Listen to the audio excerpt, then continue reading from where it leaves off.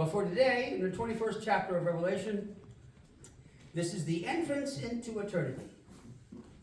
No bad guys, all the devil, Satan, the Antichrist, the false priest, the prophet, they're all in hell. The devil and his angels are all in hell. That's all done. We're finished with that forever. We're heading into something that's stupendous to try to put this together, what God is saying in here.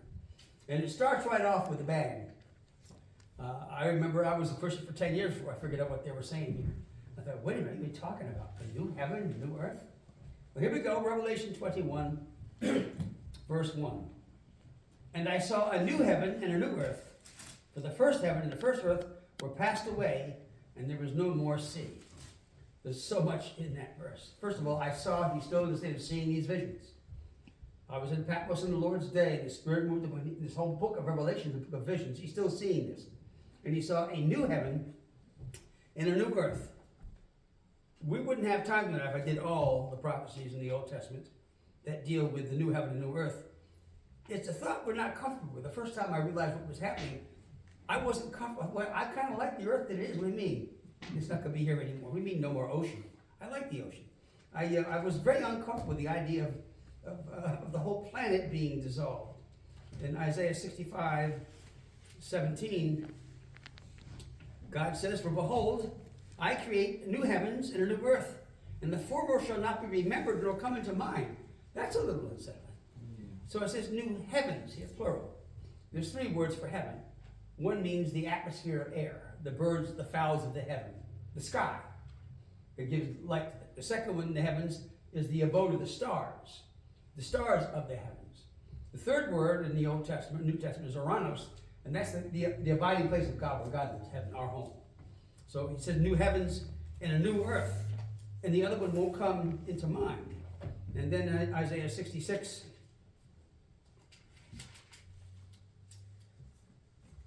that the right one? Yes, 60:22. "For as the new heavens and the new earth, which I will make, shall remain before me, saith the Lord, so shall your seed in your name remain."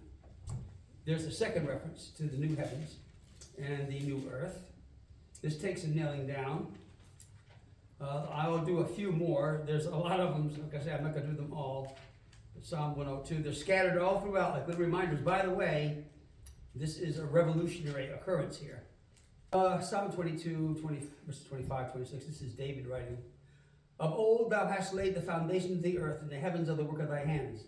They shall perish, but thou shalt endure. All of them shall wax old or grow old like a garment. As a vesture shalt thou change them, and they shall be changed. But thou art the same, and thy years have no end." God's been trying to get us ready for about 4,000 years that everything's going to change as you know it. People don't like change. We resist change. I'm still hearing the grumblings from when I changed the seats here to put a center aisle. But we will vote on that soon sometime. People don't like things the way they were. But you know, the whole heavens are going to change, so brace yourself. Where the chairs are, you're going to seem very important when this all comes to pass. But it's all good. That's the important thing. You've got to look at this is not a bad thing. This is a good thing, what's coming here. With a new heavens and a new earth, and the first heaven will pass away. Now, let's just do a few more because it's time to spend the time on this. 2 Peter, he says it a couple times. 2 Peter 3:13. "Nevertheless," it says, well, actually, I should go back up to verse 10. "The day of the Lord shall come as a thief in the night, in which the heavens shall pass away with a great noise, and the elements shall melt with fervent heat. The earth also and the works that are in it shall be burned up. Seeing then that all these things shall be dissolved, what manner of persons ought you to be in all conversation and godliness, looking forward, hastening until the coming of the day of God, when the heavens being on fire shall be dissolved, and the elements shall melt with fervent heat. Nevertheless, according to his promise, look for a new heavens and a new earth wherein the righteous dwelleth." You see how long this thing goes back, all the way to the Old Testament. And I think I mentioned before that when I was teaching in the Southern Academy, when this whole subject of global warming was the topic they used then. I remember the first time in class, and somebody said, "Well, Pastor McQueen, what do you think?" They didn't believe it. "What do you think about global warming?" I said, "Oh, it's in the Bible." The earth shall be melted with fervent heat. How's that for global warming? It's global warming, all right. What about climate change? Oh, remember when we talked about how a third of the trees and everything died in the ocean? And the oxygen levels and a scorching heat? This whole world is a mess here. You're going to wonder if you go through that. But it's going to be, most commentators talk about the fires as a means of purification. I remember a place up in the White Mountains where a fire went through. And Seth and I were hiking up there. It was just all smoldering rubble, and everything was just black and gray. 4 or 5 years later, everything was fresh and green. There was no rotten logs. The fire kind of has a way of renewing. It's all going to be good. And there was no more sea. This actually is a fulfillment. When in Matthew 6:10, when Jesus says, "Thy will be done on earth, thy kingdom come." This is what's happening here. That Lord's Prayer. God's will is being done on earth, and his kingdom is coming. It is being fulfilled, what Christ prayed for there. But the thing about the no more sea, well, 3/4 of the earth is sea, and commentators go back and forth. Is that a literal thing, or is it a figurative thing? Now, if you take the figurative thing, the sea is a symbol of mystery. It's a symbol of rebellious power, and it's a symbol of unrest. The sea has no rest. It's a symbol of things. It could be meaning that there's no more of that. Now, we know that there's a river in Revelation. We see that the river of life in the next chapter, chapter 22, verse 1. So if there's a river, usually it dumps into something. So I don't know whether there's no sea there. The Crystal Sea. Crystal Sea. I mean, it's mentioned the sea all through the Bible. The Red Sea, all the references to it, the Crystal Sea. But I like what Spurgeon wrote on the subject. The sea is also a symbol of sorrow, a symbol of things that happen and divide. And in Jeremiah 49:23, the prophet says, "There is sorrow on the sea. It cannot be quiet." And here's what Spurgeon commented. I'll read this because, as usual, his writing, his poetry, is elegant. This is what he says, commenting on this verse. It says, "There is sorrow on the sea, and it cannot be quiet. Little know we what sorrow may be upon the sea at this moment. We are safe in our quiet houses, but far away on the salt sea. The hurricane may be cruelly seeking for the lives of men. Hear how the death fiends howl amongst the cordage, how every timber starts as the waves beat like battering rams upon the vessel. God help you, poor drenched and weary ones. My prayer goes up to the great Lord of sea and land that he will make the storm a calm and bring you to your desired heaven. Nor ought I to offer prayer alone. I should try to benefit those hardy men who risk their lives so constantly. Have I ever done anything for them? What can I do? How often does the boisterous sea swallow up the mariner? Thousands of corpses lie where pearls lie deep. There is death sorrow on the sea, which is echoed in the long wail of widows and orphans. The salt of the sea is in many eyes of mothers and wives. Remorseless billows, you have devoured the love of women and the stay of households. What a resurrection shall there be from the caverns of the deep when the sea gives up her dead. Till then there will be sorrow on the sea.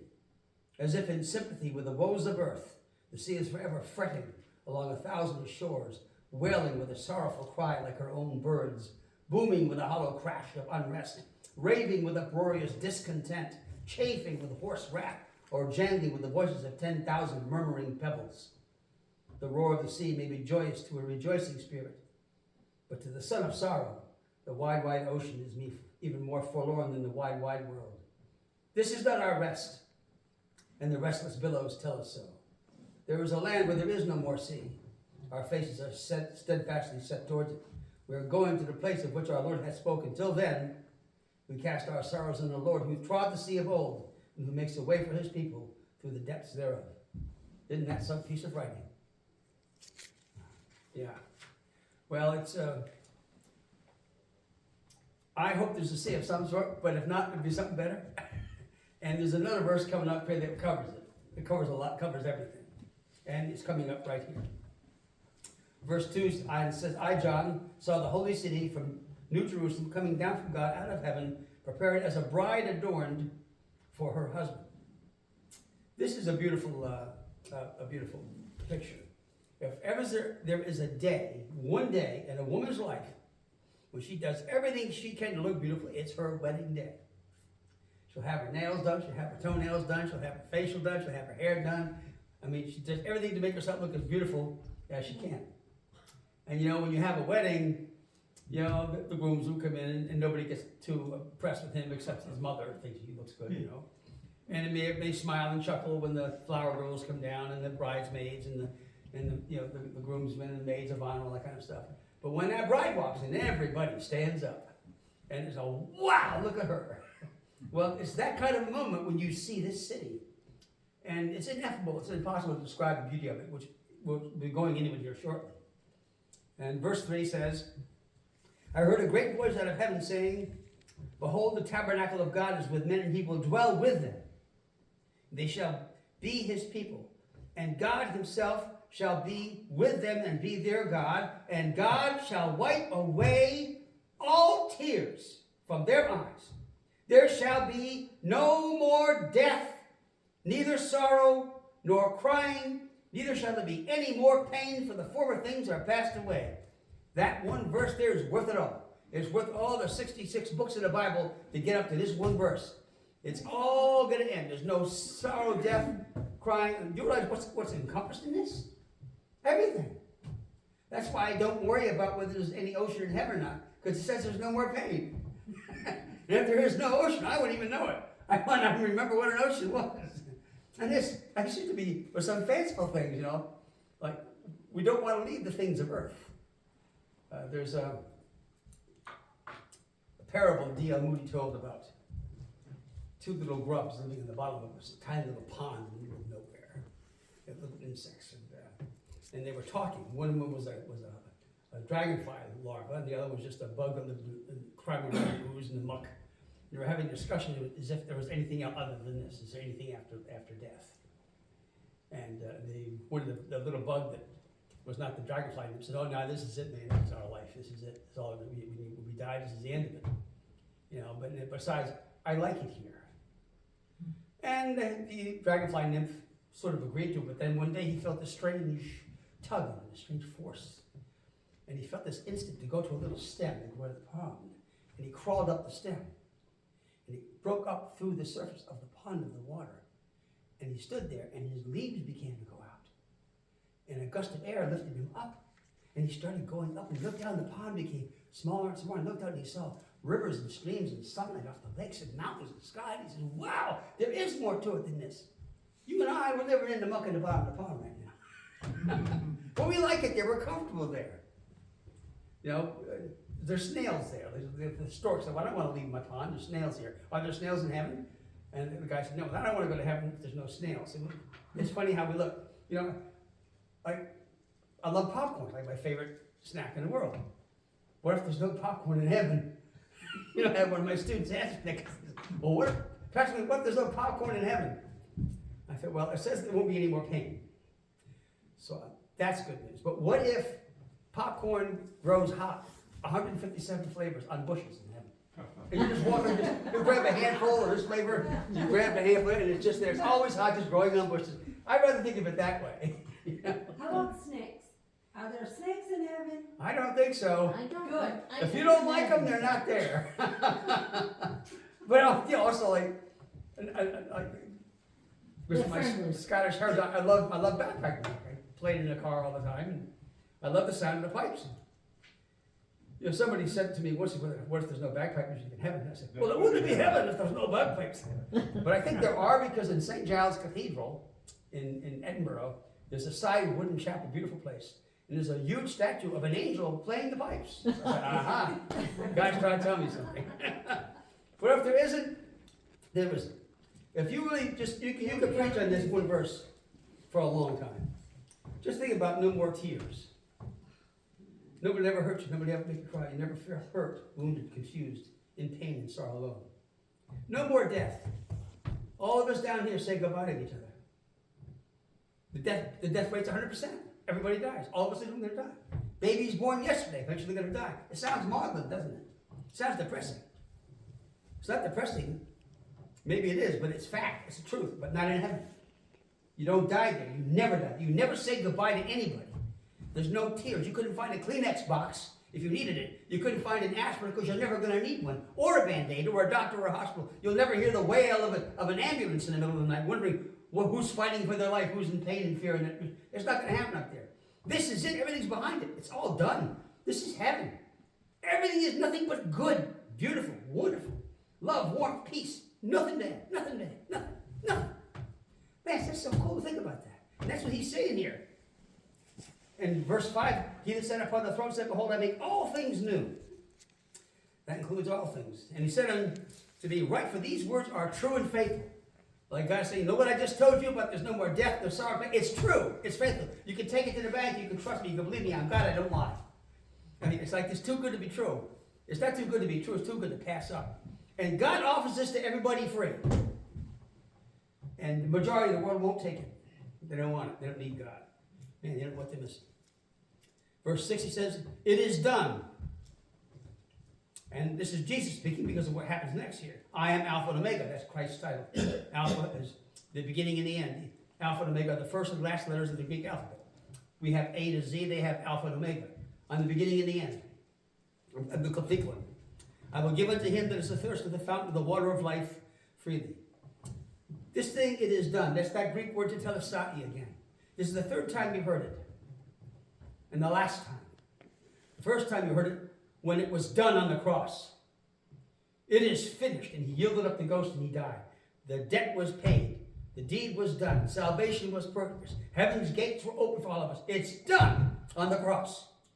And then again, when the seventh plagues were poured out by that angel, and all the wrath of God came against unjust and sinful men, and the word of God says, it is done. That's done too. The evil's done. The wrongs are righted. Justice is done. And then this done is the last one. It is done. It is done. You're home. It's done. It's all behind you. Evil's done. Pain's done. Sorrow's done. You'll never have to say goodbye. You know, it's astonishing to try to imagine what this is like. But God can't lie. He's not lying about those 7 vials of wrath. He's not lying about pain so severe that men chewed on their tongues for pain. That's no lie either. Eternal torment in the blazing fires of hell for sinners, that's no lie either. But neither is this. Bliss, peace, joy, love, health, goodness, beyond our imaginations forever and ever and ever and ever. We're getting into some extremes here, aren't we? I think God's pretty extreme. Extremely wonderful, extremely kind, extremely merciful. Take the water of life. He that overcometh shall inherit all things, and will be his God, and he shall be my son. This is the only place you're referred to as a son. Every place else, it's your child. But why it's son, I don't know. But the fearful, and the unbelieving, and the abominable, and murderers, and whoremongers, and sorcerers, and idolaters, and all liars shall have their part in the lake which burneth with fire and brimstone, which is the second death. There's a lot of, and I'm not even going to bother talking about it, because these are all things that aren't there anymore. This little paragraph covers about every kind of sin you can think of. Idolaters, people that worship gold, worship false gods, worship themselves, worship fame, fortune, power, or pleasure, sex, drugs, rock and roll, cars, houses, whatever it is they worship. Whatever is more important to you than God is an idol. And it's all done. Whoremongers are people who engage in illicit sex. Boy, is our culture full with that today. I won't even bother with all these things because they're all done. So I'm not going to do a word study here. I'm going to stop right there. This is done. I don't want to talk about it anymore. We're done. Verse 9. And there came unto me one of the 7 angels which had the 7 vials full of the 7 last plagues, and talked with me, saying, come hither, and I will show thee the bride, the Lamb's wife. This is one of the 7 angels that poured out that last bunch of horrible judgments on the earth. And now he's the same angel used to show the beauty of the heavenly city. And these are things, there's things in Revelation that are dark and troublesome and very difficult to understand. Some of these things we're reading now are equally difficult to understand because they're so excessively wonderful. They're the other extreme. Revelation 22:17, if you skip ahead, and the Spirit and the bride say, come. There's the bride, which is the bride is a symbol of our relationship, the church in Christ. In my class today, we were in John. I was talking about the first miracle Jesus did in John 2, the wedding at Cana, turning water into wine. And I thought maybe one of the reasons that Jesus conceded to do that for his mother was that he's coming to arrange a marriage between him and millions of believers down through the century, of which we are a few here. And maybe it was a consecration, the wine being also an element of communion, which we'll celebrate this Sunday, a symbol of that relationship. Maybe it was fitting that his first miracle would be a place like that. And I've often thought, a Jewish wedding is, Jews know how to party. Jewish weddings, I've been to a few of them, they go for days. These people sing, they have, nothing's as joyful as a Jewish wedding. And in the first century AD, it would last for a week or two. And that first night, Jesus was one of the guests. I could see him sitting around the fire in a circle of people around him, and guests and people laughing and eating and drinking. And the bride and groom was just joy in their faces and music. And I see him looking around at those people. And I've often wondered, what did his face look like as the flames of that fire flickered upon his features and glistened like dim little sparks in his lovely eyes, looking at them with a smile on his lips, no doubt, for the joy of these people. The joy of the bride and the groom and all this before them. The joy of these revelers. But then inside of his own heart, he would never have a wife down here. He would never have a wedding feast where he was the guest and everybody was dancing around for him. He would never have a moment like that. In a matter of a short period of time, he was going to die on the cross for all of those people. All of them. The bride, the groom, the parents, the guests, everyone. He would die for them all. And I think if you saw his face, you'd still see a smile. Because he knew of this chapter coming. He knew that those who believe on him would be wedded to him. It'd be a wedding that would never be ended by death. There's no until death do us part clause in that. So I think that there's so much in this thing about the bride, the way of life.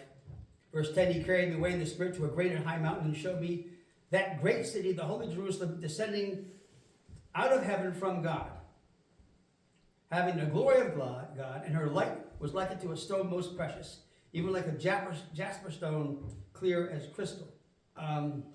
This word light is, you see it again in verse 23, and it's a word that's used there and only in Philippians, and I'll come to that in a minute. I think I'll wait till I get to 23 for it to say it. But having the glory of God, glory is the one descriptive word of God. The one word that want to describe God besides love would be glory. The Greek word doxazo means splendor, radiant, majestic, breathtaking. Glory is just an infusion.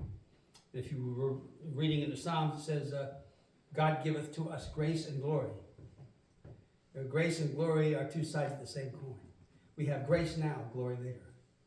Grace is the root, glory is the fruit. Grace is glory begun. Glory is grace perfected.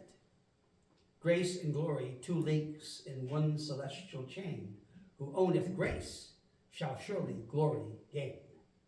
Grace and glory. The word and is a diamond rivet that binds the two together. The present, the past, and the future. Grace and glory. Grace now and glory come. And here it comes in the city where you're going to live. I love our house in Cook. It's charming every time I see it. I've got a pretty house with beautiful proportions. In a brown wood, and it's got a green metal roof. It looks like it's growing out of the ground to me, like a tree house. Yeah, but whatever you see what this is here. And this description of the city, this is a stretch to our mental capacity as well. Clear as crystal, you notice there's a semicolon there because the description goes on for quite a bit. And it had a wall, great and high, it had 12 gates. And at the gates, 12 angels, which had names written thereon, which are the names of the 12 tribes of the children of Israel. On the east 3 gates, and the north 3 gates, and the south 3 gates, and on the west 3 gates. And the wall of the city had 12 foundations, and in them the names of the 12 apostles of the Lamb. And he that talked with me had a golden reed to measure the city. A reed is a 10-foot long pole that's used like a yardstick. And the city lieth 4 square, and the length is as large as the breadth. And he measured the city with the reed 12,000 furlongs. The length and the breadth and the height of it are equal. That's 1,400 miles, or 2 million square. This is the city. It's a cube. 1,400 miles by 1,400 miles by 1,400 miles. The Holy of Holies in the tabernacle was a cube, 15 feet by 15 feet by 15 feet. The Holy of Holies in Solomon's temple was a cube, 30 feet by 30 feet by 30 feet. This is a picture of the Holy of Holies, the place where only the high priest goes once a year. This holy city has the same proportions. It's a cube coming down out of heaven. Its size is enormous. 2 million square miles. And the beauty, now lists all these stones. Now, some of them are the same colors today, others aren't. There's 12 of them. The high priest wore on his garment a breastplate, a piece of metal, and it had 12 stones, rows of 3. Each stone was a symbol of the 12 tribes. Each tribe had its own color stone. It was symbolizing him carrying on his heart his people. So these 12 stones are very precious and beautiful. And the foundations of the wall of the city were garnished with all manner of precious stones. The first foundation was jasper. Jasper is believed to be a diamond. The word jasper in Hebrew is the same word for ice. So it's a clear white stone. The second, sapphire. The third, chalcedony. The fourth, an emerald. The fifth, sardonyx. The sixth, sardius. That's a deep red stone. The seventh, chrysolite. The eighth, a beryl. The ninth, the topaz. The 10th, chrysoprasus. The 11th, the jacinth. And the 12th, an amethyst. I can't do too long a study on this, but these stones go all the way back. They're all the way back in the Old Testament. I like the imagery in this that we have when Malachi, in Malachi 3, 16 to 18. It says, Then they that feared the Lord spoke often one to another, and the Lord hearkened unto what heard, and a book of remembrance was written for them that feared the Lord and that thought upon his name. And they shall be mine, saith the Lord of hosts, in that day when I make up my jewels. And I will spare them as a man spareth his own son that serveth him. Then shall you return and discern between the righteous and the wicked, between him that serveth God and him that serveth him not. And down a little farther back is the last messianic prophecy in the Bible, of over 300 of them. But unto you that fear my name shall the Son of Righteousness arise, with healing in his wings, and you shall go forth and gamble as the calves of the stall, and you'll frolic with joy, you'll dance with joy. That's a wonderful picture. Part of these things are being fulfilled here. Then we come to verse 21, the gates. 12 gates with 12 pearls. The pearl of great price. A pearl is a temple of beauty, built by pain around a grain of sand. Pearls come from oysters. And sometimes a grain of sand will get into the soft lining of the oyster. And it's a terrible irritant to the oyster. So he begins spinning this mucus to cover this grain of sand. Inside of every pearl is a grain of sand. And as the poet says, a pearl is a temple of beauty built by pain around a grain of sand. So in these pearls is a symbol of things that will bring you sorrow or heartache. God's going to make something beautiful out of that sorrow. Out of that grain of sand that's hurt your heart, he's going to spin a pearl around it. And of all these jewels, all of them except this one can be fastened. They can be cut and shaped. A pearl's a pearl. You don't fasten. It doesn't have facets. You don't chop it. It's a whole entity. It's all by itself. And it's a precious thing. And the 12 gates were 12 pearls. And every several gate was of one pearl.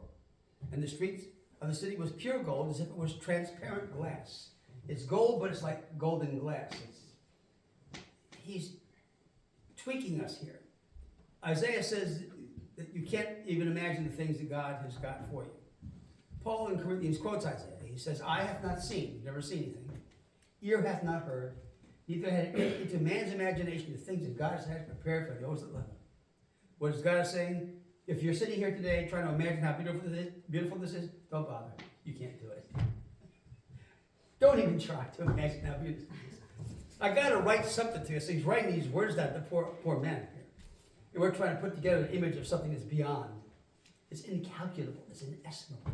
It's unfathomable. It's indescribable. It's ineffable. It's beyond wonderful. Beyond any good word we've got. It's way out there someplace. You know, if you were floating around in the ocean, I happen to be I like the ocean. And, you know, if there's this vast sea all around you, as far as you can see, you took a coffee cup and you picked the coffee cup up and you're looking at the ocean that's in the coffee cup. That's all you got of God in your coffee cup. All you know about the ocean is what's in your coffee cup, not at the bottom of the Marianas Trench. Not these wonderful deeps. You know, you can only see the coffee cup of heaven right now. We don't see everything else around. We just get a little glimpse. Now we see through a glass darkly, it says, but then face to face, then we will know as we are known. I saw no temple, because the Lord God Almighty was the temple. And here's something cool. Verse 23, and the city had no need of the sun, neither of the moon, to shine in it, for the glory of God did lighten it, and the Lamb is the light thereof. It didn't say there isn't any night. Or it doesn't say there isn't any moon or stars. It does say there is no night. We'll come to that. 24, and the nations of them which are saved shall walk in the light of it, and their kings of the earth do bring their glory and honor to it. And the gates of it shall not be shut at all by day, for there shall be no night there. What that means is, they've got these big, beautiful gates, but they don't shut them. They don't have to shut them. There's no locks on the doors. There's no ADT security signs in the front lawn. Nobody has to pack a gun or take security training. There's no cops. There's no 911 numbers. There's no wail of sirens in the night. There's no crime. There's no sin. There's no need to lock your door. Now, commentators are all stymied at the size of this city. And Reverend McQueen says he believes there'll be a lot of changes in gravity. In our form, we have a perfect body, and how we are able to travel. There's a suggestion that the whole heavens, the entire universe is going to be changed. We're beginning something totally new here. A whole entire new universe, which is absolutely unfathomable. And our earth itself, and everything. And I would find that disconcerting if it wasn't for the fact that it's God that's doing it. And I love what St. Augustine said. St. Augustine in the 7th century was a brilliant intellect. And his ability to argue the truths of Scripture held the church together when all the intellectual eggheads were trying to tear it apart. He had a brilliant mind like a steel trap. You couldn't argue with him. He had his facts now. He was the ultimate apologist of his day. And at the end of his life, he wrote, "Everything that I do know about God teaches me to trust him for what I don't know." And there's a summation at the end of a life of a Christian genius. That's good enough for me. I'll ride along behind that. I'll hitch my wagon to that truck and let it pull me. What I do know about God is that he's good, he's loving, he loves us, he's got something prepared for us that we can't even imagine. So whatever it's going to look like, I have a feeling I'm really, really, really going to be happy with it. And I think you all are too, Jack. I have a question. So when the rapture happens, we will all go up and we will be in heaven with God for that period of time, correct? Not this heaven. This is Not this. This is old heaven. That's right. The one that's going to get thrown away. That's right. This is a new heaven and a new earth. Now, I know what I just said to you was a stupendous statement. But remember, I'm just the waiter. I'm not the cook. I didn't write this. I'm just telling you what it says on the page. It says a new heaven and a new earth. And the word heaven there is around it. It's the dwelling place of God. Everything's new. He says, behold, I make all things new. All things new. All things. All things means all things. I wonder what that new bagpipes are going to look like. New popcorn. Whatever it is, it's all new. Maybe we should to try to dovetail that. Maybe next week we put all these little pieces together and see how this all ends if we can. The Lamb is the light thereof. That goes all the way back to the beginning. Do you remember on January 28th, I preached my first sermon in this church? My text was Genesis 1:1 through 3. In the beginning, God created the heavens and the earth was without form and void, and darkness was upon the face of the deep. But the Spirit of God brooded over the waters, and God said, "Let there be light," and there was light. First problem God had was darkness. The first solution was light. That appears in chapter 3, or verse 3 of chapter 1. The sun isn't created by God until verse 16. So if the sun wasn't created until verse 16, what's this light in verse 4? Well, the rabbis knew it was the Shekinah. It's the light, that's the glory of God. That's that word that's used here when it says, in verse 23, the Lamb is the light therein. It's only found here in the New Testament. It's a different word for light. It's the light that comes from Christ. Remember when he was transfigured? It says his face shone as the sun in Matthew 17. Remember when Paul was knocked off his horse on the Damascus road? He wrote about it 3 times in the book of Acts. He says, "Oh, Felix, I saw above me at noonday a light brighter than the sun." Those are the words. A light brighter than the sun. A light brighter than the sun? You can't even look at the sun we've got. Can you imagine a light brighter than that? Well, here it is. Here it is. The Lamb is the light thereof. And the last description of Christ, of over 300 titles for Christ. The last title for Christ comes from Christ, from his own lips. "I am the bright and the morning star." Saw it this morning when I was walking. Just quivering, trembling, that morning light up over the horizon. There she was, glistening like a jewel.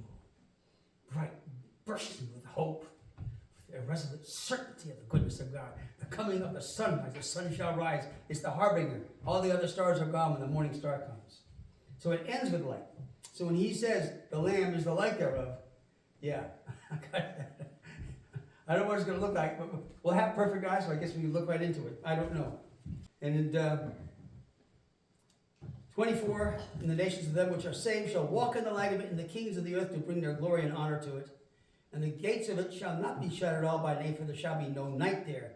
Now, the night there means, I might mean that there's no sin. Night is a picture of sin. It's also a picture of ignorance. And in the last days, it says in Isaiah, that in the streets of the city would be full of the knowledge of God.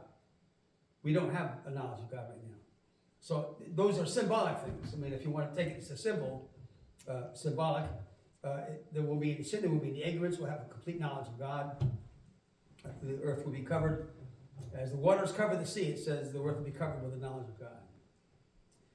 Verse 27, there shall in no wise enter into anything that defileth, neither worketh abomination, or maketh a lie, but they which are written in the Lamb's book of life. This chapter ends with the word life.